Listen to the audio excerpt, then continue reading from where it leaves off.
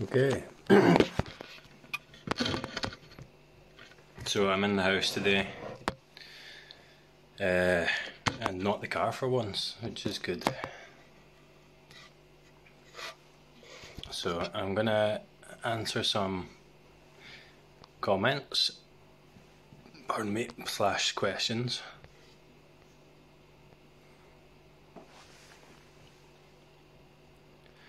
If I can find them.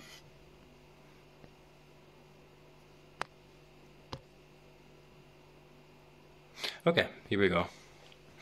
So Jonathan Wood Vincent says, I think you said your character included activities like training to be able to do certain activities.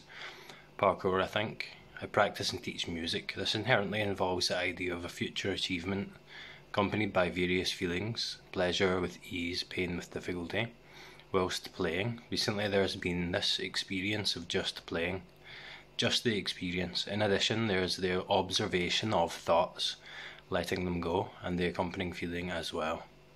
There's so much more pleasure in playing. I'll just say that sounds like the perfect practice to me. Before I go on, I'll explain why I think that afterwards. Letting them go on, the accompanying feelings as well. There's so much more pleasure in playing these days than in the past, but there's still been the lingering, perhaps even greedy ideas of self-improvement and self-display, a future in the past, etc.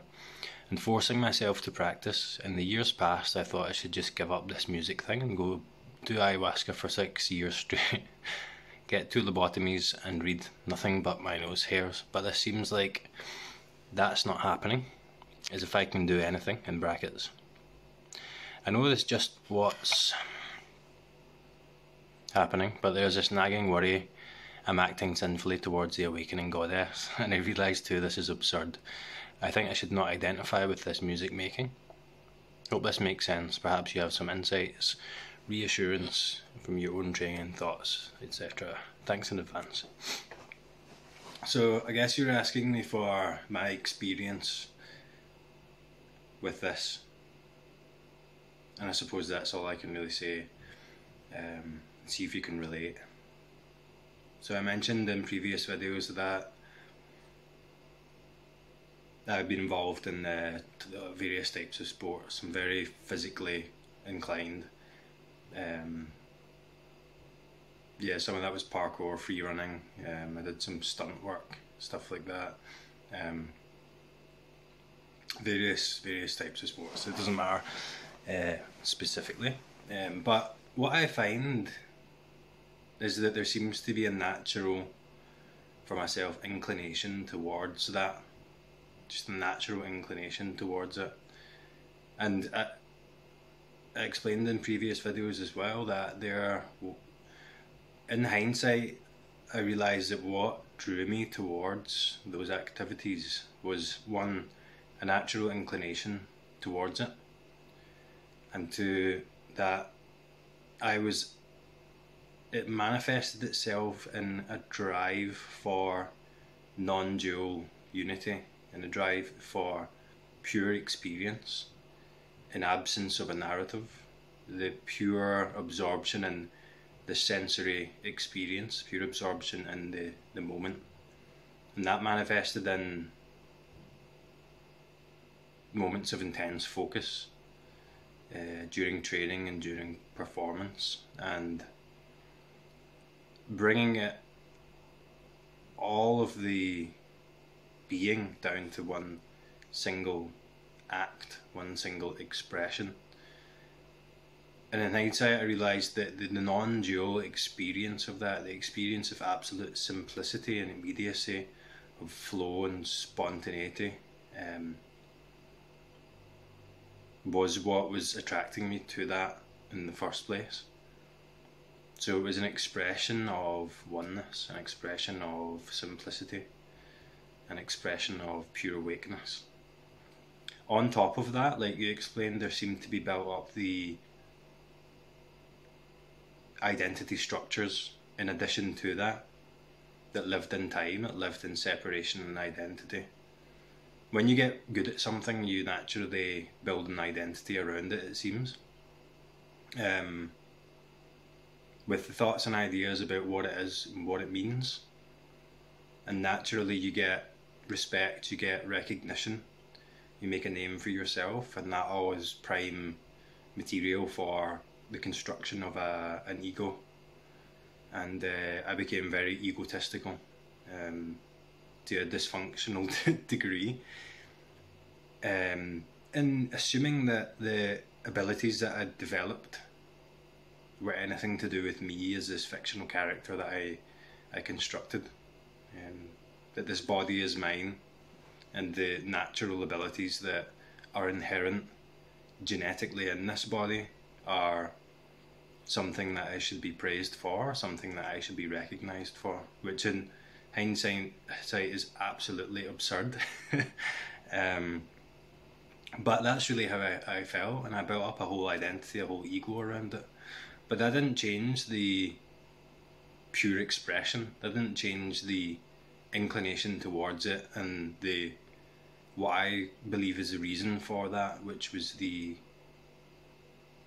yearning for unity, yearning for simplicity. In myself, it manifested to an extreme degree where I would take risks. That risk, that feeling of not quite being in control, of handing control over to the mercy of physics, of pushing the sensation to the limit where the narrative self had no choice but to stop and bring all the focus, all the being into the present moment. It doesn't have to be that extreme, and that's just maybe the physical manifestation of it. But for yourself with the music, see if you can relate to that. Like you mentioned, the playing for the sake of playing, the artistic expression of it, without reason, without meaning, without the need for interpretation or context, just for the simple joy of doing. Like I was saying, that's a perfect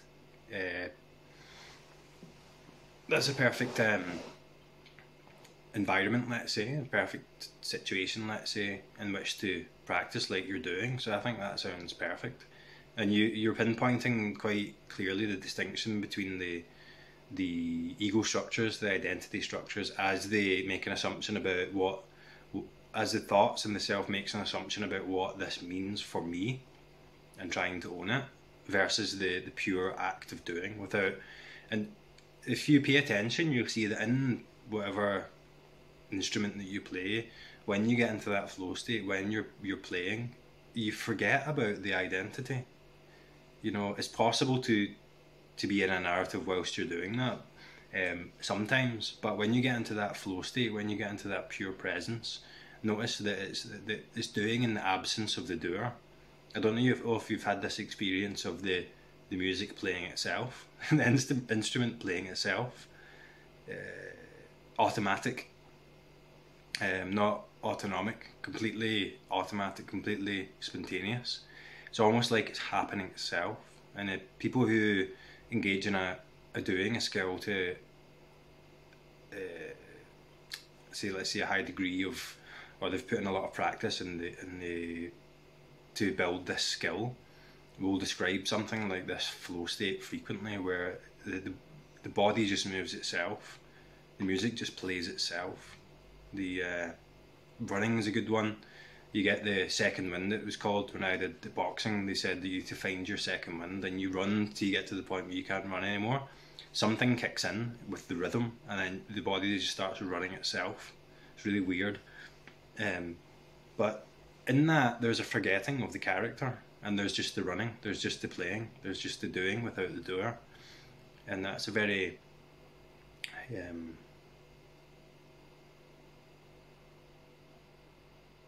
non-dual experience, a very immersive experience,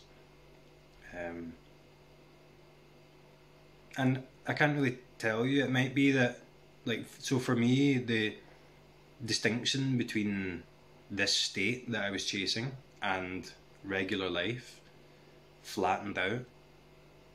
so then there wasn't such a focus on it, because there wasn't the need for the relief that I was getting, let's say, from myself in that activity. It all flattened out, and in that there was a drop in the drive to engage in this to such a degree, to be hyper focused on it to such a degree.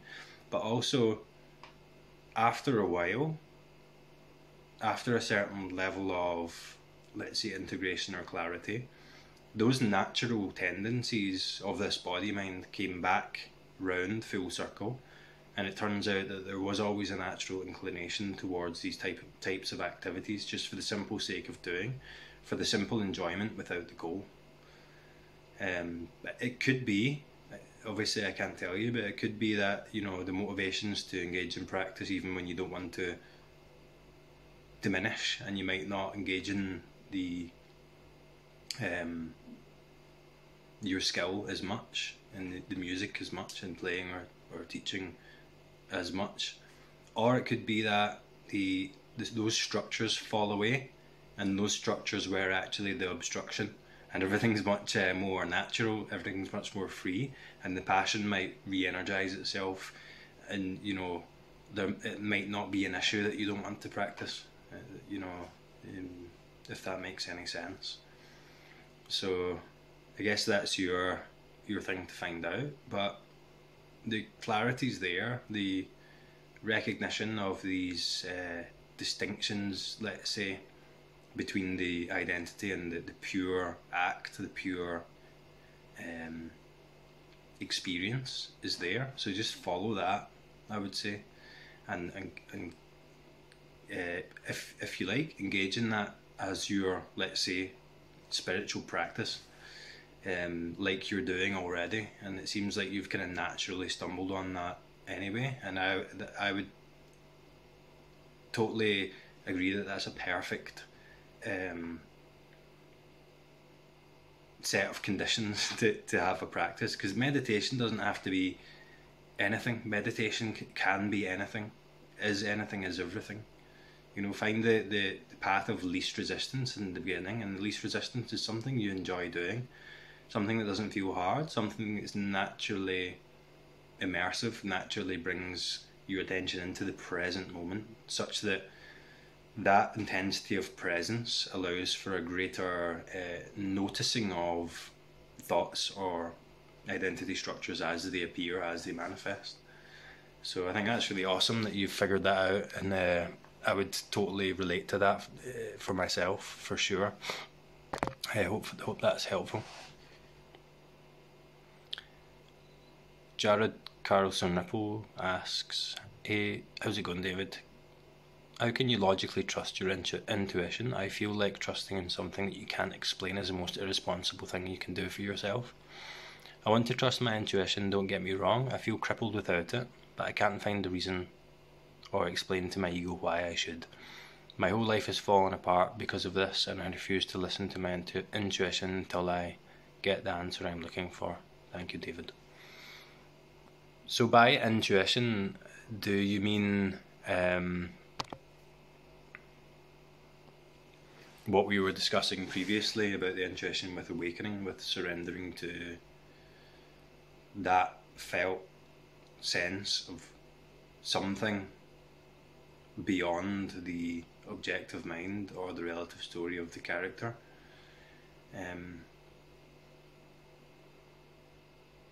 It is illogical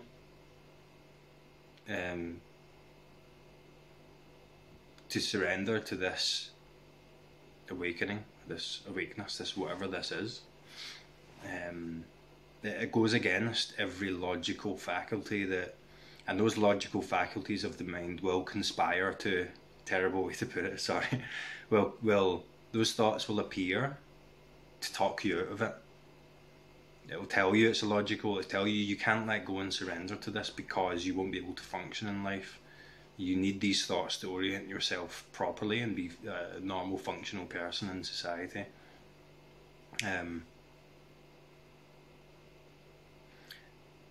I don't really think I can tell you a way to trust it, honestly. I can't really say, because I don't know. But what might help, and this would just be something that you would use to satisfy the objective mind, is to designate a period of time to surrender, to letting go. Say a period of meditation where you say, for this period of time, I'm not doing anything. I can just surrender to this for this period of time. After, I can pick up the logical mind. I can pick up the identity again, continue to function in the relative world as normal. But for this period of time, I give myself the permission to just let go, just to immerse myself in this that we were talking about before, fully.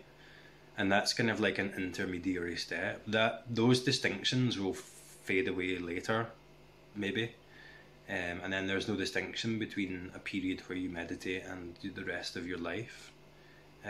But it might be helpful, potentially, to compartmentalise that initially. So you're isolating a period where you can allow yourself to do that. Could be wrong, that's just a suggestion. But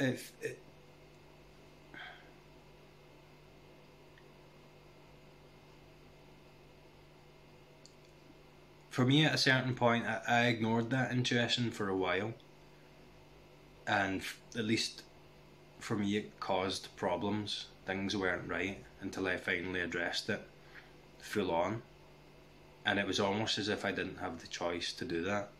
Overall, it was that thing kept coming back, that something kept pulling me into it, and it really didn't seem like I had much of a choice other than to just get out the road, other than to just confront it and address it full on, because I knew things weren't right, and it came to a point where I couldn't ignore it anymore. I couldn't turn away anymore and feel right about it. That's kind of how it played out for me, but there wasn't really an element, something that I could say there was an element of control in fully surrendering to it, other than just the intention that was there, that there was a decision at some point that this is it. I'm just going to go into the unknown and that's it. I can't tell you where that came from, but it just seemed like every fibre of my being was ready to fully immerse myself in the unknown without any distractions. Although I would say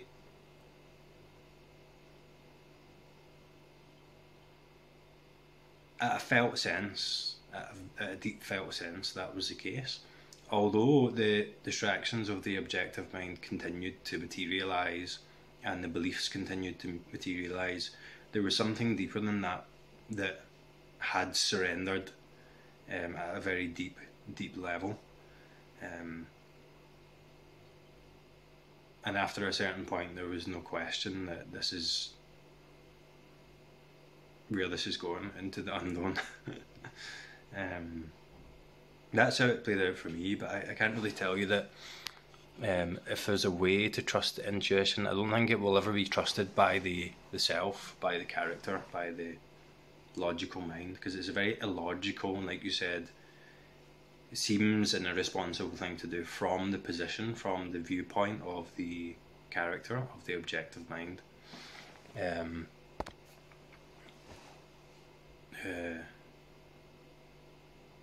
You're right in that, and it will tell you that, and it will keep telling you that. But if there's something deep within that knows that you should, or is going that way, then potentially a certain point will come where the intuition just takes control, let's say, at a very kind of deep and fundamental level. But again, I could be wrong. And there's a certainty in that, there's a undeniability in that can't be found in the objective mind. It can't be found in the doubt or the this and that or the questions about it. that can be felt. That's why I talk so much about the feeling in this. Okay, where are we now?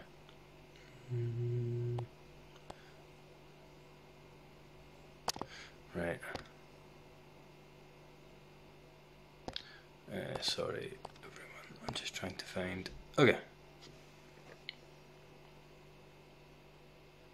Beautiful Disaster says, I feel your pain with the dentist. Being a cheapskate back in the day after finishing replacing 9 mercury fillings, €2,000.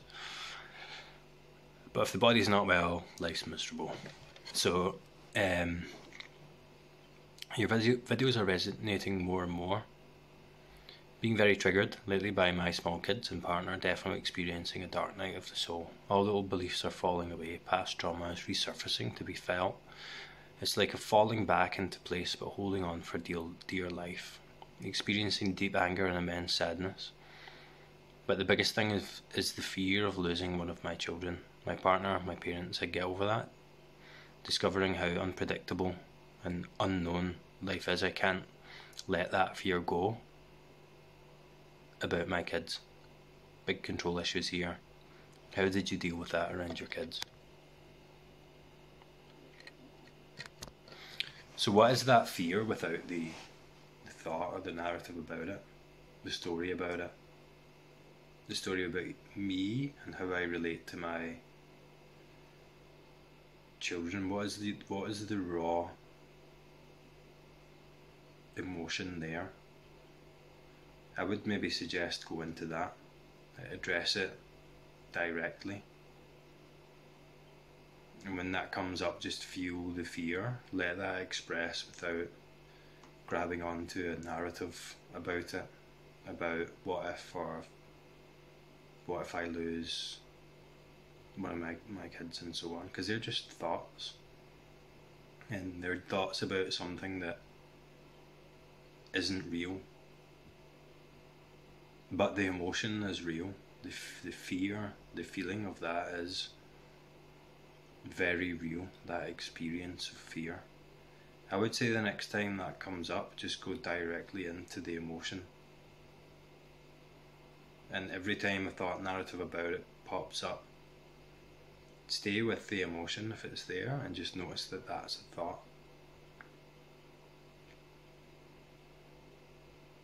There seems to be a thinning of the veil of separation when it comes to close familial relationships, and that thinning of the veil is a, let's say, glimpse into unity, into non-separation, into what you are at a fundamental level, expressed in different forms, and it's beautiful.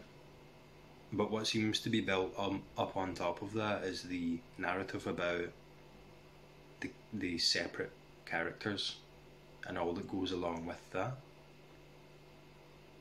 The thing about that is that these narratives and the emotions associated are so fundamental and so deep because of that.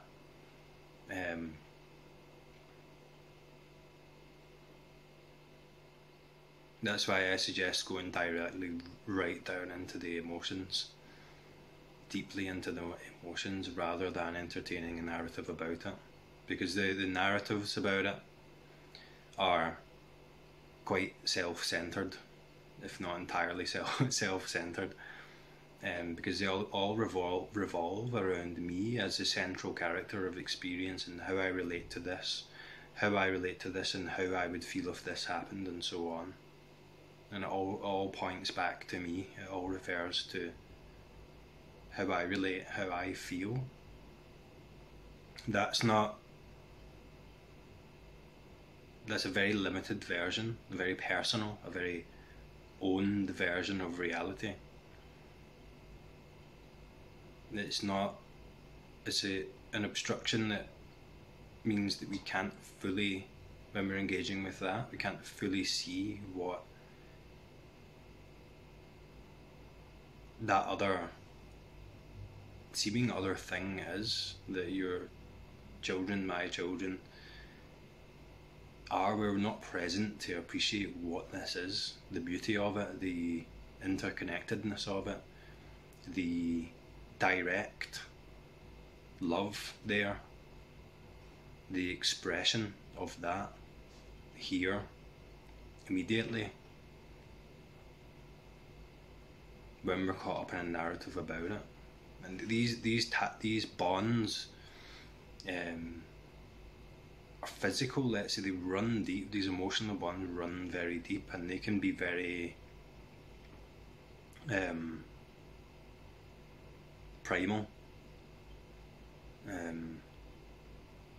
But what we let go of in this is the personal idea about what we think that other human is.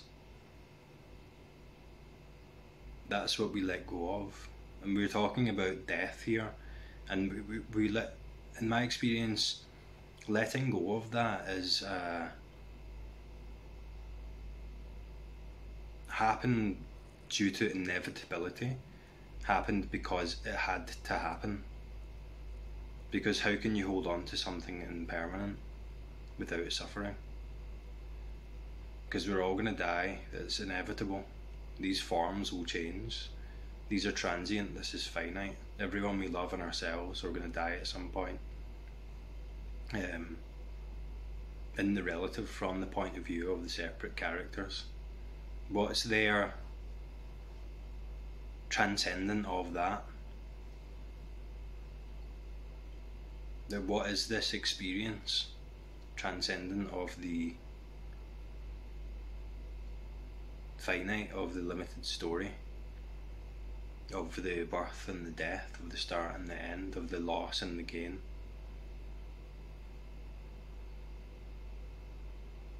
It turns out it's so much more beautiful, and even the emotions associated with that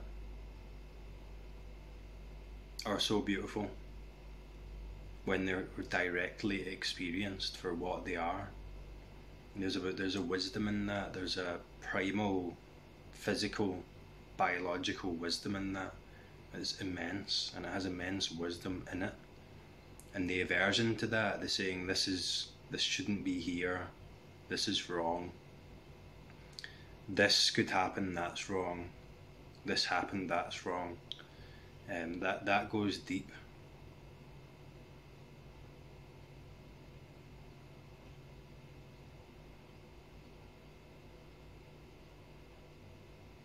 For example, if I was to die, it would be my preference, possibly, that my children wouldn't have to suffer after losing their dad. But then who am I to say that that's not what should happen, that that's wrong? That they shouldn't grieve in their own way, that I should be able to dictate the way in which they should experience that experience. Because hopefully I will die before my children. Can you see the illusion in that? Can you see the selfishness in that? The grieving, the suffering that may come from that could be a catalyst for, could be a necessary catalyst for something else, maybe. That's just a projection, but just to illustrate that point. Alright, sorry, my phone just ran out of storage there. So I'm going to have to go through and get rid of some junk.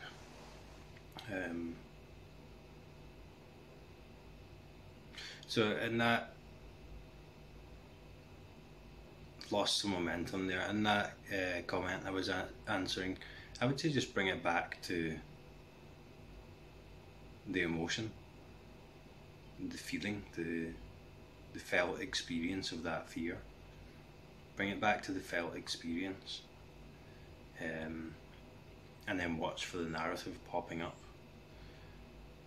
Because these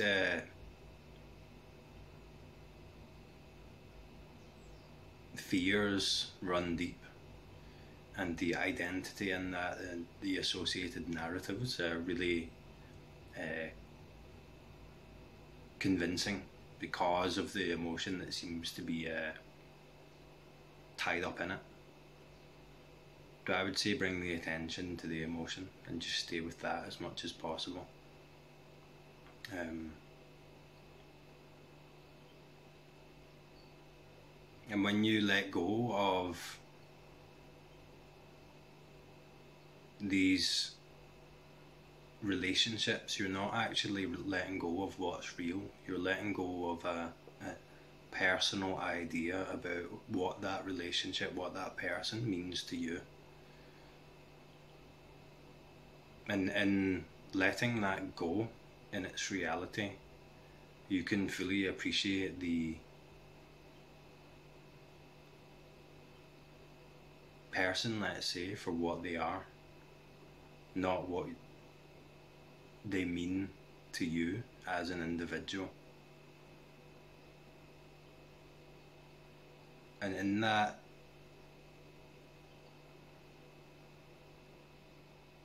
is a more beautiful connection. And that is a more transcendent, let's say, or direct love, which I can't even describe in words and do it justice.